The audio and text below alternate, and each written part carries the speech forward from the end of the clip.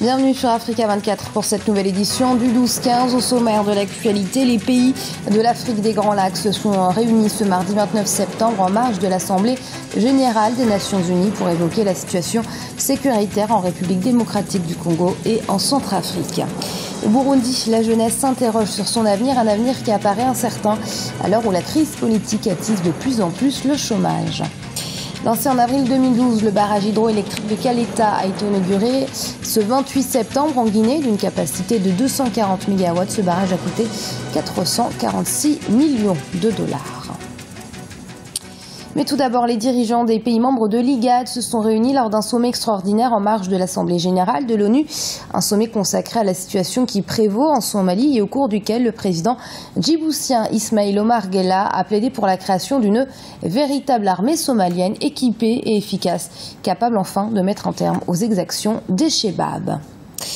Et les pays de l'Afrique des Grands Lacs se sont également réunis ce mardi 29 septembre en marge de l'Assemblée générale de l'ONU. L'objectif étant cette fois-ci de discuter des problèmes de sécurité qui menacent la région.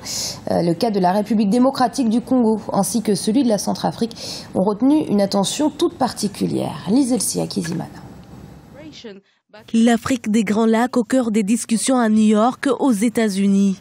Les représentants des pays de la région des Grands Lacs se sont réunis mardi 29 septembre 2015 en marge de l'Assemblée générale de l'ONU. Objectif, analyser les problèmes de sécurité de la région. Deux pays ont particulièrement retenu l'attention de l'Assemblée. Il s'agit notamment de la République démocratique du Congo et de la Centrafrique. Nous avons plaidé ici aux Nations Unies pour que la communauté internationale vienne au secours de la Centrafrique, qu'elle l'aide à boucler ce budget parce que c'est une échéance cruciale que l'élection présidentielle.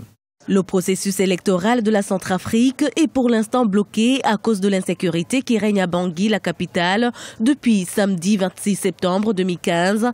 La classe politique se prépare pour un report éventuel de la présidentielle prévue pour le 18 octobre 2015. Aujourd'hui, il y a 1,5 million de compatriotes qui ont été recensés, mais il faut continuer ce processus donc électoral de recensement, le parfaire, mais il faut aussi vraiment avancer de manière critique sur le problème de la sécurité du pays, parce que au moment où nous sommes en train de nous parler là, à Bangui, il n'y a pas un chat dehors, et ça c'est depuis samedi.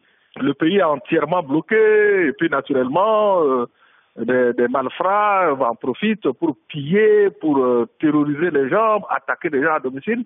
Donc le problème du désarmement, c'est un problème central. Je ne vois pas comment on peut avoir des élections et un processus électoral qui puisse être fiable et vraiment apaisé si un pas n'est pas fait dans le désarmement. Sur le terrain, la nuit de mardi 29 septembre a été plutôt calme, mais ce mercredi, la situation reste tendue.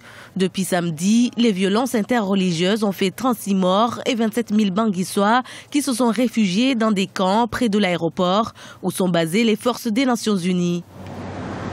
Et malgré le couvre-feu décrété, le calme reste précaire en Centrafrique. Dans la zone de l'aéroport de Bangui, des affrontements ont éclaté. Ce mardi, la présidente Catherine Samba-Panza a appelé au calme et a pointé du doigt ce qu'elle qualifie d'ennemi de la paix.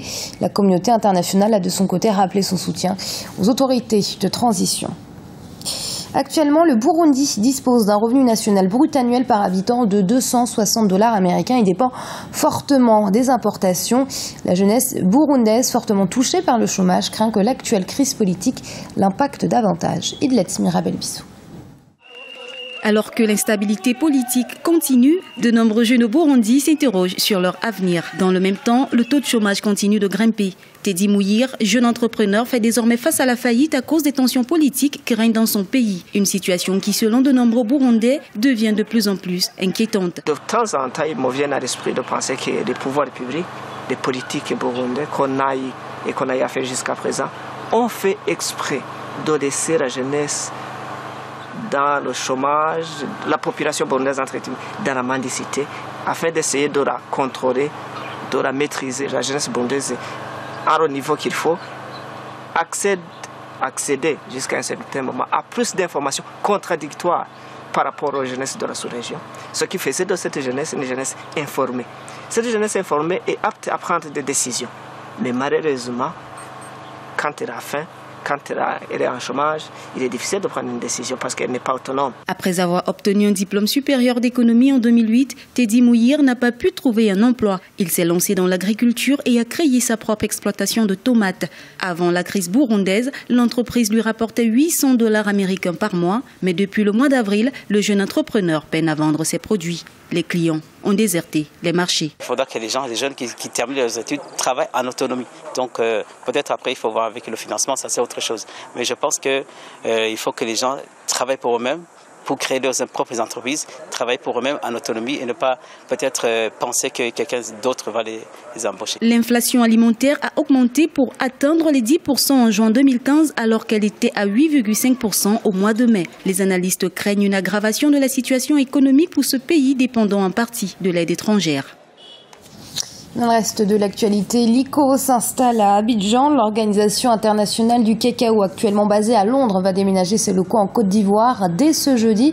Rappelons que cette organisation intergouvernementale avait pour fonction initiale de stabiliser les prix du cacao sur le marché mondial. Désormais, elle produit également des données statistiques et soutient des projets de développement dans la production et la commercialisation du cacao. D'une capacité estimée à 240 MW, le barrage hydroélectrique de Caleta en Guinée a été inauguré ce lundi 28 septembre par le président guinéen Alpha Condé. Situé sur le fleuve Concouré, la réalisation de cet ouvrage a coûté près de 450 millions de dollars, cofinancé par l'État guinéen et la China Exim Bank. Emmanuel Milimono, notre correspondant en Guinée.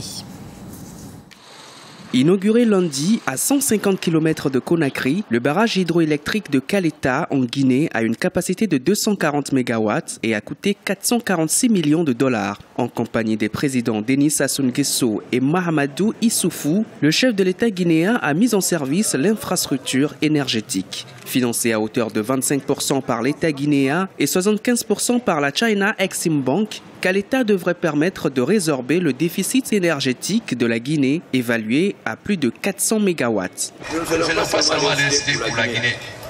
L'électricité va nous permettre de développer la métallurgie et la sidérurgie avec nos amis du Nigeria qui ont une grande consommation, du Congo, etc.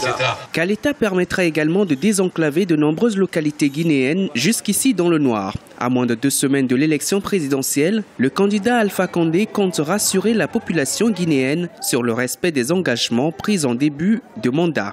Nos maris ont participé à la construction de ce barrage et ils l'ont fait dans des conditions difficiles. Nous avons entendu toutes sortes de rumeurs sur les difficultés liées à la construction, mais aujourd'hui, les résultats sont là et nous sommes très heureux.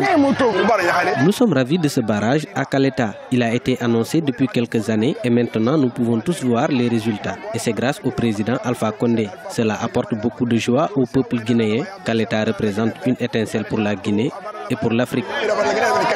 La construction du barrage hydroélectrique de Caleta a démarré en avril 2012. Le gouvernement guinéen compte ensuite développer d'autres infrastructures énergétiques. La prochaine sera le barrage hydroélectrique de Souapiti. Les études de faisabilité technico-économique ont été faites en janvier 2015.